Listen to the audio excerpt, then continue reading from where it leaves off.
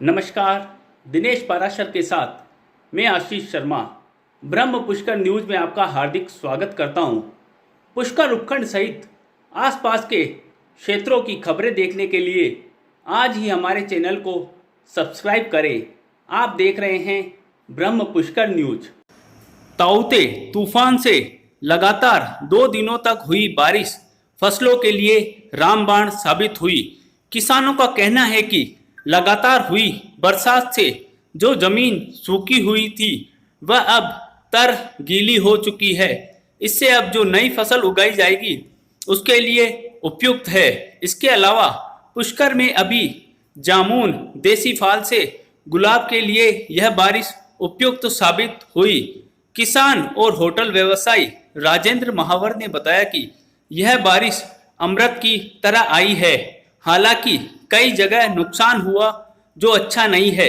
मार्च अप्रैल में गेहूं की फसल काटने के बाद जमीन को पानी की जरूरत थी। जमीन सूखी हो गई थी। ऐसे में लगभग 16 से 20 घंटे की बारिश ने तरबतर कर दिया।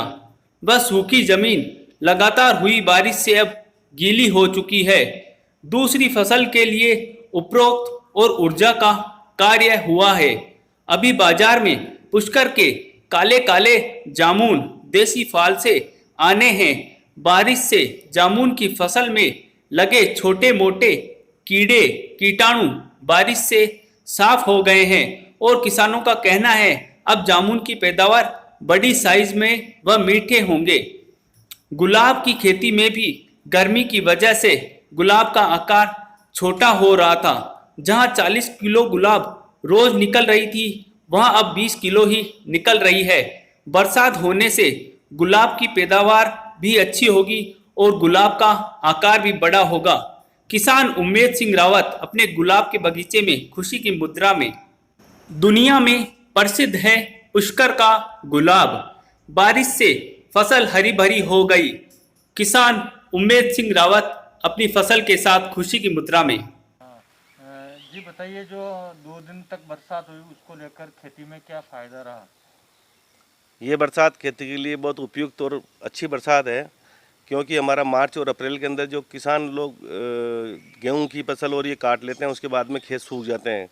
उस खेत को दोबारा फसल लगाने के लिए जो बाजरे की फसल लगती है, खरीफ की फसल, उसके लिए इसको वापस गीला करना पड़ता था। उसके लिए हमारे को बहुत मजदूर भी लगते थे और बिजली का व्यय होता था और पानी ख़त्म होता था।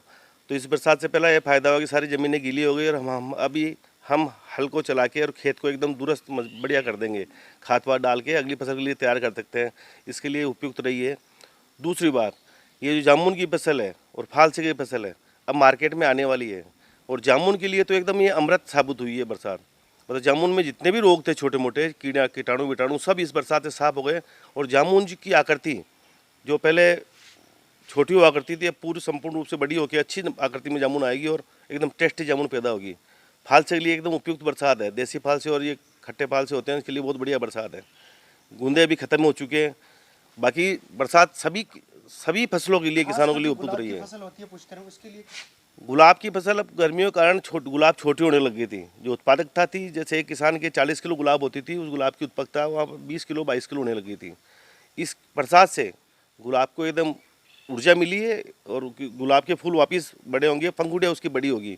तो जो उत्पादन है उसका एवरेज उत्पादन जो है वो एकदम बढ़ेगा किसान के लिए और किसान को इससे मोटा फायदा होगा। लॉकडाउन भी लग रखा है, तो ये जो फसलें हैं इसको किसानों को सही मुआवजा मिल रहा है? लॉकडाउन से थोड़ा बहुत किसानों को नुकसान हो रहा है कि क्योंकि लॉकडाउन के कारण लोग बाग एक स्थान से दूसरे स्थान पर फसल को बेचने जा नहीं सकते, इसका थोड़ा सा नुकसान है। बाकी किसानों को जो खेती के मामले में लॉकडाउन से कोई नुकसान नहीं है।